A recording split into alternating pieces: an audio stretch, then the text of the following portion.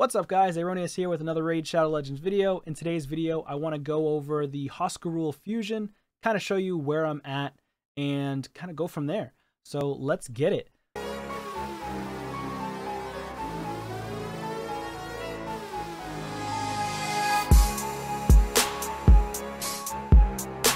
So first, right now, I have 20 points or 20 fragments towards the Hoskarul fusion, and we've got 80 left. So the tournaments that are going on right now, we've got the champion chase, but that doesn't count towards the fusion.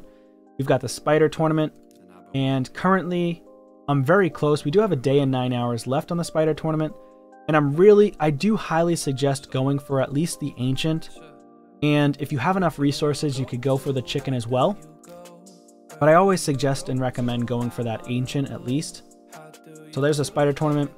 For the classic arena, everybody should be able to do this. This shouldn't be that challenging for most people out there, especially if you're early game, because if you're early game, typically the amount of points you need to get the fragments here are reduced because you're a lower level. So it shouldn't be that difficult unless you just don't play the game every day. Then you're gonna kind of struggle on that one. And this is the easiest fusion too that they've ever had, in my opinion. The easiest fusion, because there's no shard pulling whatsoever. And that's why I want to go for this guy. Plus, an epic champion, increased defense, increased resistance, works really well in defense for arena, works really well for dungeons, faction wars, works really well for Hydra in certain situations, niche situations, especially for normal Hydra, right? So if you're struggling in normal Hydra, bring an increased resistance and increased defense, you might be able to not get your buffs stolen from that one head. I think it's the Head of Decay. So yeah, so that'd be really nice. Or the Head of Mischief. I always get those two mixed up. But for champion training, we have 10 hours left. I'm really close. I'm at 5290. We need 5350. And again, this is another one where I do recommend try to push as far as you can, at least to the ancient shard if you can get it. If you can't get the ancient shard, then just stop at the fragments. It's not the end of the world. It's not worth all of your resources if you can't do it, because you don't want to end up hurting yourself in the end and not having enough resources to complete other tournaments or events for the fusion. For dungeon divers, I do recommend going for this dungeon divers, the first one, since it falls hand in hand with the spider tournament. I'm very close. There's 11 hours left. Plus today I just picked up that energy. So I think I picked up 400 energy today. So that's going to be very beneficial for my account.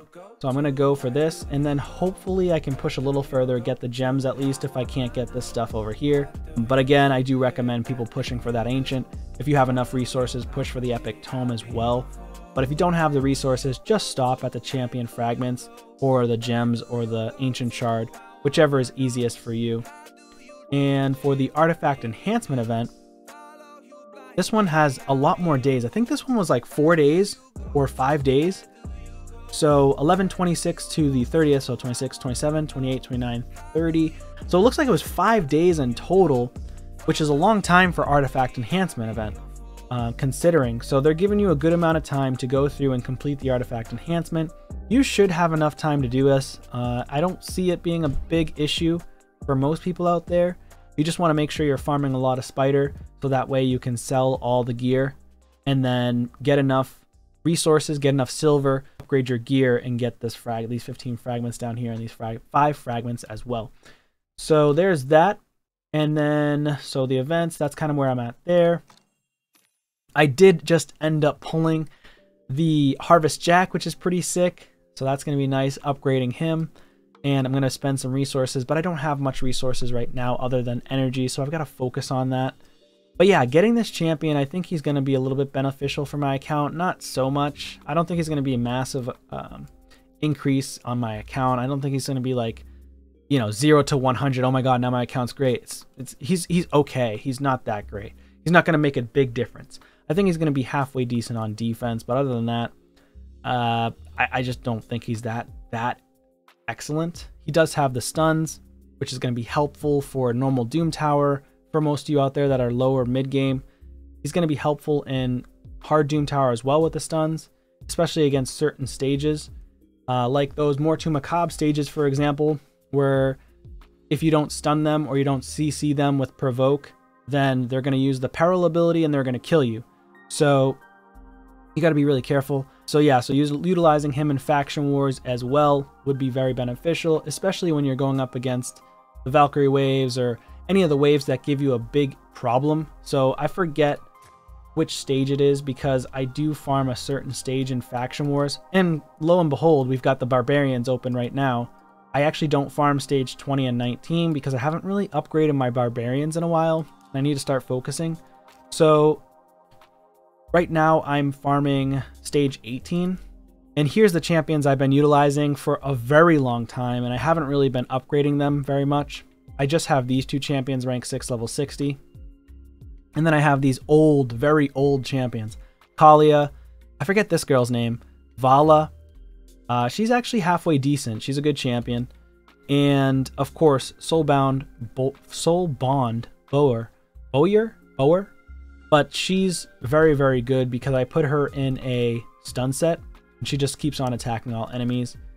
Now, I would probably just replace Kalia with, what's his name? Hoskarul, the new guy, if I get him.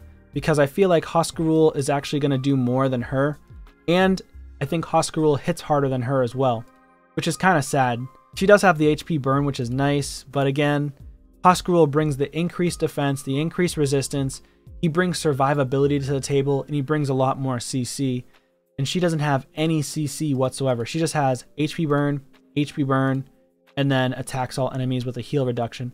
I feel like they need to give a buff to Kalia, although they recently gave her a buff. I don't think it was that great. So that's going to be it for this video, guys. Hopefully you guys are having a good weekend. Hopefully you had a good Thanksgiving.